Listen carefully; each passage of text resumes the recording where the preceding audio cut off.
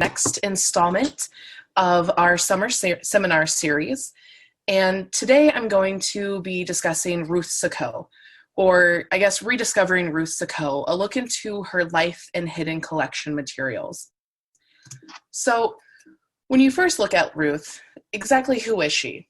She's an Iowa author, she's a beekeeper, Iowa's first feminist writer, a Quaker, and a regionalist. And so in today's presentation, I'm going to break it down into three parts. A brief look into her life, what I consider the hidden gems of her materials at special collections, and finally a discussion of what exactly her materials mean and how we in the archives can continue to share her story. Born in 1892 to parents William Suckow and Anna Kluckhohn in Riordan, Iowa, which is in the northwestern part of Iowa near Sioux City, Ruth and her family moved around quite a bit. This was due to her father's job as a pastor. He continued to take various roles in churches across all of Iowa, specifically in Lemmenes, Alden, Algona, Forest City, Manchester, Davenport, and Grinnell. In this photo you can see here, this is their family home where she was born. It is now part of a very fun, interactive community where it tries to capture what life was like back in the late 1800s into the early 1900s. So that can be visited today, and you can kind of get a piece of what her childhood was like living there. So as I mentioned, she moved around quite a bit, and the family eventually settles in Grinnell. This is when her father took a position at the college. So Ruth and her sister Emma attended high school there. They graduate, and Ruth decides to go off to college locally at Grinnell. She majors in English, and while there, she became heavily involved in the theater. As you can see here in these two photos, these are actually plays or costumes that she's dressing up in, and she partook and was one of the actors. During her time at Grinnell, she also branched out and had the opportunity to spend a summer out in Yellowstone as a waitress. Eventually, she did decide in June 1913 to leave Grinnell College. She decided to go off to Boston. She went to the Curry School of Expression, now known as Curry College. She graduated in 1950 from there and returned to Manchester, Iowa to be with her father. He had recently taken another position in the church there, and she spent some time there. She actually then went out to Colorado Springs to visit her mother and her sister who were living out there due to health reasons. She eventually moved out there as well and enrolled at the University of Denver, once again majoring in English. So between the years 1918 and 1925, Ruth graduated with her bachelor's and master's in English from the University of Denver. After that, she worked with the head of the English department for a whole year. This woman then became more of a mentor for her and helped encourage her and connect her with more artists, more writers, and more publishers as she started to write even more.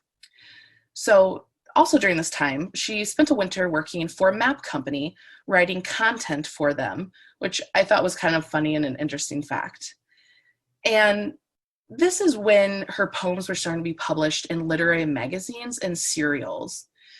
And she was encouraged by John T. Frederick, a University of Iowa professor and fellow Iowa author, to kind of branch out away from the poems and start writing more short stories, more novel-based stories. And she did that.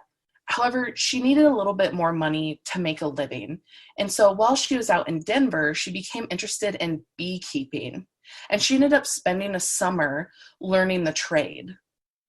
So unfortunately, her mother did pass due to various health issues, and she moved to Earlville, Iowa. And this is where she started her own apiary. She spent the summer tending her bees and spent winters elsewhere. And she normally spent the winters out in New York, the Greenwich Village area, where she was able to write and engage with a broader community of artists and scholars. This also gave her the chance to publish her first novel, Country People. It was published in whole in 1924. Prior to that, it was published in 4 parts as a serial. So this was a big stepping point for Ruth in her literary career. During the same time, Odyssey of a Nice Girl was published as well.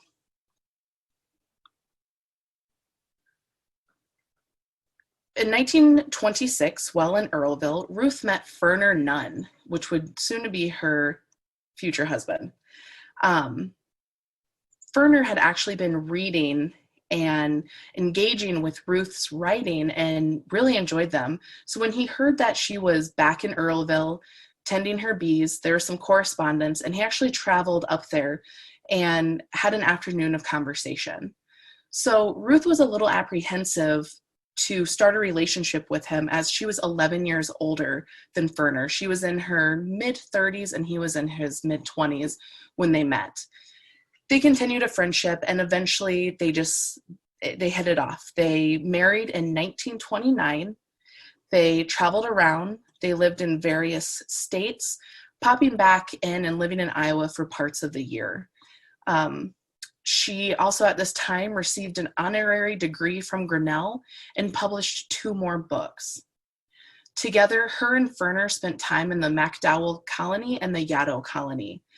And these were colonies where artists, painters, composers, some politicians all gathered to engage in various activities that enhanced the arts and allowed them to express themselves. So this last chunk is a relatively large chunk of time, but during the 50s and 60s, or the late 40s and the 50s, her writing started to fade off. Partly because she suffered from arthritis and it was too painful for her to write. But before that, her husband, Ferner, worked for the Department of Agriculture in 1934, and that took them out to Washington, D.C. Then they made their way back to Cedar Falls in 1935, and they became very active in their community. Both Ruth and Ferner helped establish the Cedar Falls Supper Club and the Cedar Falls Art League. These were places for other artists and like-minded individuals to go, create, and discuss essentially everything. And they eventually moved to Arizona and then Claremont, California due to health issues. Ruth had arthritis and Ferner had hay fever. So out west, the drier climate was better suited for their needs. Unfortunately, in 1960, at the age of 68, Ruth passed away in her home in California. And after she passed, Ruth eventually remarried Georgiana. This was the cousin of Ruth, and her husband had passed a few years prior. And the two of them, along with a couple others, started the Ruth Suckow Memorial Association. The two of them worked very hard to preserve her memory and the impact on the literary world that she had. Even though both her and Georgiana are now gone, the society still meets annually and actively donates materials to her collection here at the University Special Collections. This was a very broad breakdown of her life. There's so much more that we could get into details, but ideally, she traveled a lot. She was well-written. She was involved in many different communities throughout, small town Iowa to larger cities. And so this is where I want to move into, what do her collection materials mean? This particular image right here is an oil painting by her husband, Ferner. And it's one of my favorites. I love how she's hiding behind her cat. I feel like it captures her quirky personality that I imagine she had. But these materials that I consider hidden aren't necessarily hidden anymore, as I've gone through and kind of revamped them. The materials that are in her collection tell us more than just of her manuscript writings, her travels, but they shed light on the type of person and couple that Ruth and Ferner were.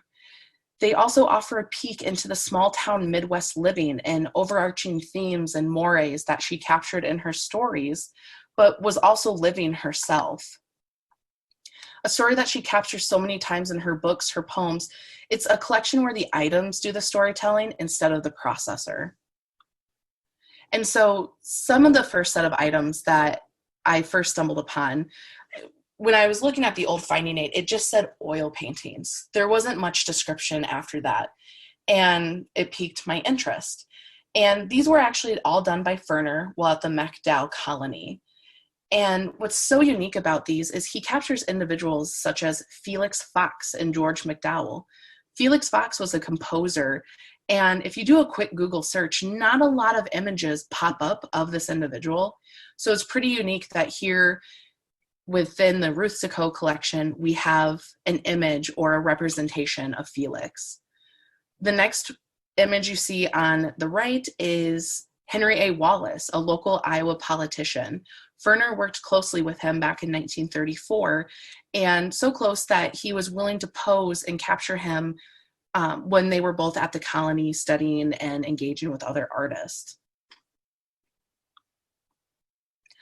Then we have Evelyn Scott, a poet and author, and then on the right we also have Robert Frost, who we all know is a huge literary name. In older finding aids, they just weren't really there. So I feel like a lot of people probably scanned over them and not even knew about these gems sitting in her collections. And while these are interesting to look at, they paint a bigger picture of Ruth and Ferner. It highlights the type of people they associated with, artists, writers, and honestly, what side of the political scale they were on. So now in the current A-Space finding aid, they are fully described and rehoused to better preserve the quality of the paintings. The next set of really unique materials that were kind of hidden were a diary and her eyeglasses. These items were described and kind of grouped into this general description of quote unquote personal items. This left me and others wondering, well, what could these be? Once a person digs in, they discovered it was her personal diary and eyeglasses. And the eyeglasses are huge because they became a signature identifier later in life as you see them in the painting of her, various headshots, and other photographs. And they are surprisingly small, which leads me to believe that she was a very petite woman. Her diary is also filled with daily observations, interactions, and thoughts. Many ideas that she writes down is portrayed in some of her works. Ruth wasn't just writing stories, she was telling hers in some sort of way. So her photographs are very robust.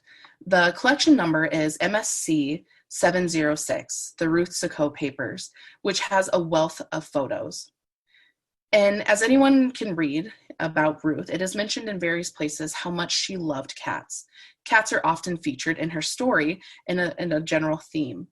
But it's not until you look through her photos that you really see and love, or see that she loved cats and animals. There's a photo in the archives I was for this presentation that someone had written on the back, Ruth always manages to find a cat, which again was funny because as you're going through the photos, there truly is almost no photos where Ruth does not have a cat. The white cat that she has in many photos and is often seen in the archives is Snow White, which is right here. This is her cat, Snow White, and to my understanding, she traveled with Ruth and Ferner quite often, moving from place to place. So finally, I want to discuss the correspondence in Ruth's papers. This is a very robust section of her archival papers. It spans 42 years and is comprised of letters back and forth between fellow writers, publishers, family, scholars, and more. They discuss her work, her style, life in general, and it gives us a snapshot of the work that she put into her writing. It provides a glimpse of her process, her support system, and what it was truly like to be Ruth Suckow back in the 30s and 40s. And this is a screenshot of the current finding aid. And they've all been listed out with dates and correspondence and individuals mentioned or involved in the letters. So a very robust resource that captures a lot of correspondence between local Iowans as well. And again, here is just another screenshot of her letters, beautifully written with a lot of content. So what do her materials tell us? Like many archival collections, the materials are meant to tell a story. Sometimes that story is apparent and sometimes it requires a little bit more digging. But with Ruth's materials, it is apparent who and what she stood for.